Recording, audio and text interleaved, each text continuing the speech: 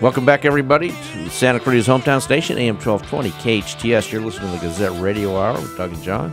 It's the radio digest version of the Santa Cruz Gazette and Free Classifieds for all you need to know to be in the know. Now, Doug, let me ask you a question. Did you play high school football? A couple of years. Did you have, like, full-on leather helmets when you played? No face masks. No face masks. No, of course we did.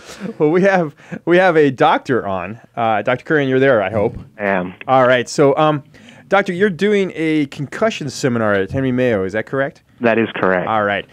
We have a couple questions about concussions. We were talking about this during our show prep. And the big thing for me, at least, is how do you diagnose a concussion on the sideline of a football game? Is that even feasible? I think it is, and we're developing new ways of actually doing that. We're still pretty early on in trying to figure out all the new ways in which we can and what are the best tests to do it. But there are several tests out there that allow us to actually get a pretty good idea as to whether or not a patient's been concussed. And it's no longer just he had a loss of consciousness, he had a concussion. There's a lot of other things that we're looking at, and there's tests nowadays that we're using that'll help us do that. Yeah, because we've heard rumors of, pro athletes memorizing the questions and, what day is it and how many fingers am I holding up and stuff like that. And it's scary out there because, which is another thing that we were talking about. Why is it so scary now all of a sudden, do you think? I think it's always been scary. It's just never been brought up as a concussion issue. I think there's a lot of consequences from a concussion that maybe we didn't realize were attributed to it. Like later on, people develop depression or headaches, dizziness, things of that nature that once you look back, you're like, oh man, they really did have a lot of concussions. Maybe they were related to it. And now it's starting to come into the light that maybe all these things are integrated together somehow. And that's why we're starting to notice it a lot more. And I wonder, Doctor, part of it isn't the education of the students or the players themselves. I know when my son played high school football here in town, and he knew he had got his bell rung, so to speak, but he wasn't about to tell anybody when he came to the sidelines. He kept it to himself. Oh, sorry. Yeah, no, that's definitely true. I think a lot of kids didn't. Well, a lot of people overall just didn't know what are the long-term consequences of a concussion. They thought, okay, I got a concussion, or I feel a little bit off. I'll get better in a couple of days, and there's no long-term consequence of it. And we're starting to realize that may not be true. There are issues that can come up much later on down the line, and people are becoming more aware of it. And as a result, that's when we're starting to think, oh my gosh, maybe I do need to take the time out to get evaluated, get checked out, and be a little bit more serious about it. Have you been seeing a lot of sports injuries, Doctor, in your practice? Because you're a neurologist, correct? That's correct, and we are. And I think we're going to see a lot more as people start realizing that, we do need to get checked out. We need to be evaluated by a physician to make sure we're okay to go back, because there's a lot of evaluation that goes into making sure you're okay, and we're developing these graduated return-to-play kind of guidelines for the schools and athletic trainers and coaches to use, and so we're going to start seeing a lot more people come in for these things. And it's not just football. No, not at all. We're actually noticing that it's a lot of other sports. One of the organizers of the event had a lot of experience with actually mountain bikers that had falls. We're starting to notice this actually in soccer a lot. And what's really interesting is we're noticing that girls may have a little bit more of a risk factor for getting a concussion versus boys playing the same sports. So, I said that, and Doug looked at me like I was crazy. I said girls' soccer is probably one of the most dangerous sports. My question, Doctor, was you got two dads coaching a little girl's soccer team. What are they going to do if a little girl bumps her head? Most of the time they're going to rub it and tell her to get back out there. At least they would have in the past. That's true. And we're hoping to maybe educate those dads to say maybe we shouldn't put them back in there. Have them sit out the game, watch them for a few days, maybe even have them evaluated by their pediatrician or a neurologist or some other provider just to make sure she's okay before we get them back out into play. I didn't tell her to rub dirt on it, and it wasn't a concussion. It was a small spondylolisthesis in her spine, and it wasn't a big deal, okay? Back off, Doug. I wasn't talking about you. The doctor said she had a broken back, and I'm like, no, she doesn't. Oops. And she turned out to be fine. So, Doctor, when is this symposium? I know it's Saturday. It's at Henry Mayo, right? That is correct. There's a new building right out front. It's in the Education Center there. It's on the first floor. It starts at about 7:45 when we have a registration, and then around 8:30 is when we start the introductions and the lectures. And that should be for just about anybody whose kids play sports, doctors, coaches, you name it, right? Exactly, and it's not even sports. We can get concussions a lot of other ways. Car accidents. Even just fallen down the stairs or something like that. So it's even for people that have elderly parents that may have had a concussion. It's just not sports athletes. It's pretty much anyone who's concerned about a family member or a patient that's had something that's concerning for a concussion. Yeah, I knew somebody that had the kitchen cabinet was open, and he stood up and whacked it, and he got a decent concussion from that. Yeah, these things can happen anywhere and any time, and we're hoping to get people aware of the symptoms of it so they can come in and get evaluated.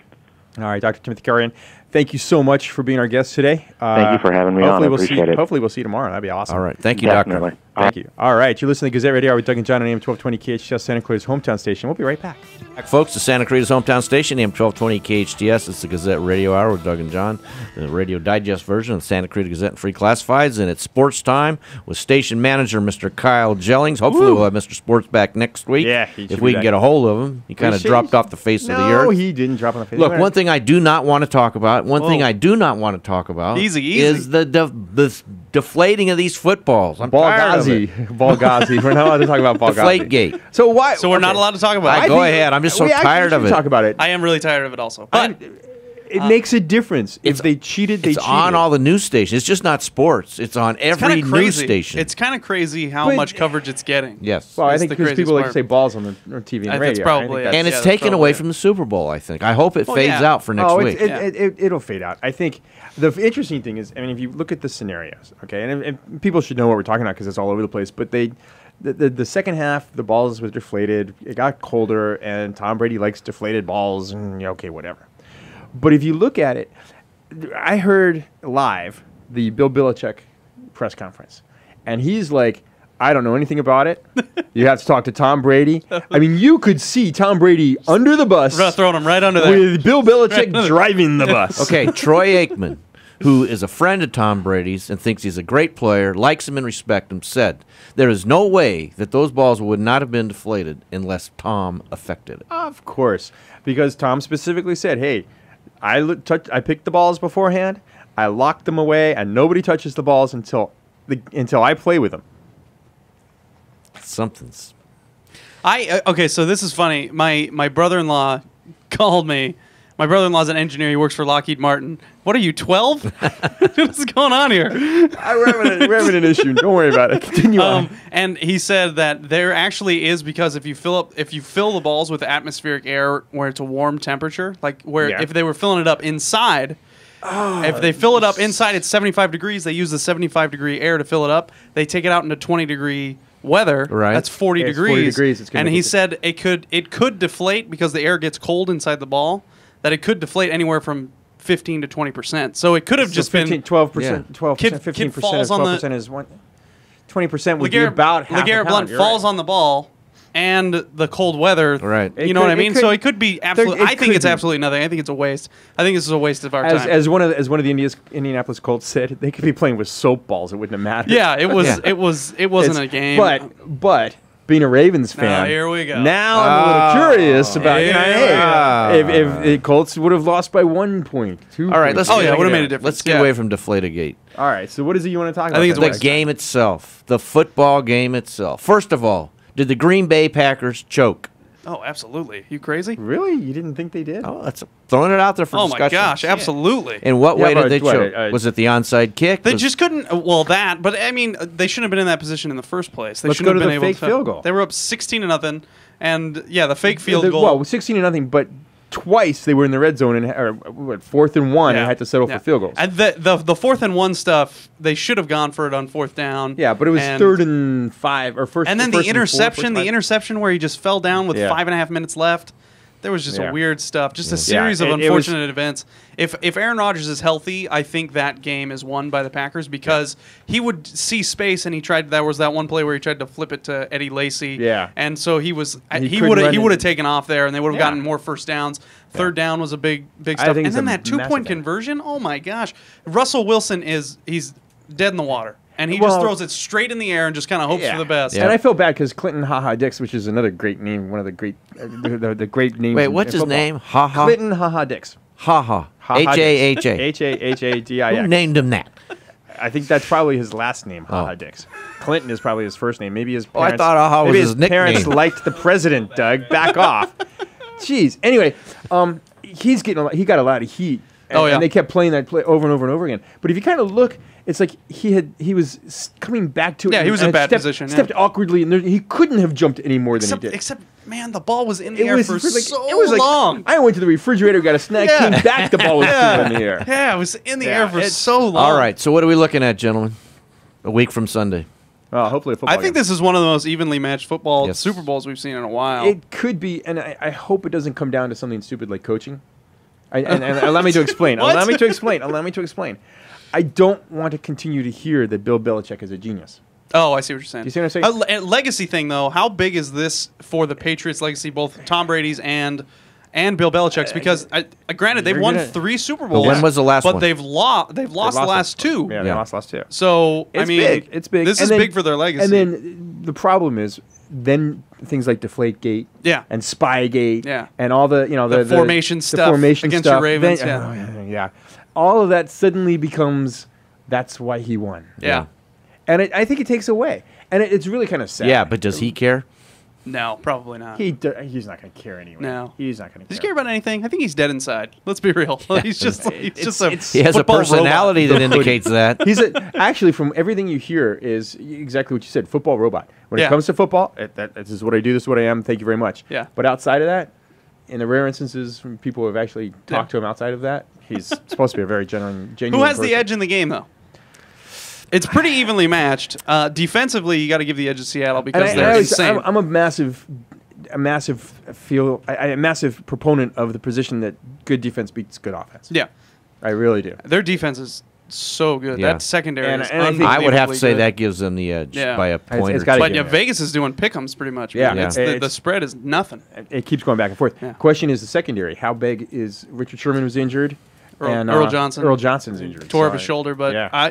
the thing is, I think offensively for Seattle, I don't see. Russell, did he have a worse game in No. his career than Worst he did I've seen. last week? You guys miss. He's not gonna do I that did 2 a weeks in great a row. transition, so we can stop talking football. I said, "Oh yeah, he tore up his shoulder." Transition to I have What? Kobe Bryant Oh, is yeah. gone. Eh, Does he retire? No. You don't think so? He's not gonna go out on an injury. Yeah, I don't Yeah. know, man. You got a torn rotator cuff. You got surgery. You're gone for at least. He eats like the marrow of like small puppies or something like that to stay safe or whatever it is. Bone soup. Yeah, Bone see, soup. Peter knows. The marrow of small. If I was him, I would come back the and try, secret of life. and try to get traded to a team where you'd have at least get in the playoffs. No, it's too late for that. No, think he so? won't. No, it's if too they, late. if I heard this the other day, is like what they really should do is Peter's pointing at stuff. What they really should do is try to buy him out with a portion of the team. He's officially he's a recruiter now. Yeah. It's official. He's a recruiter. He's going to be. They should. It's perfect because their first round pick next year is protected, Gosh, I hope so. so it'll be top 5. It'll be hope so. awesome. They're not going to be good. Yeah. So it'd be great. So all right. So next week we'll do our picks for the Super Bowl. Yep. We'll talk about it That's more. good. We'll break it Yep. down more. You'll be here. Maybe we'll have Mr. Sports come in live. Hansi. We'll have to see. And there you go. There's our week. All right, What everybody. a great time, everybody. All right. Well, I'd like to thank all our guests. Thank you guys for being here. Thank you, Mr. Jones, sir. Our producer, etc. We're listening to Gazette Radio with Doug and John on AM 1220 KHS Santa Cruz hometown station. We'll be right back. No, we won't.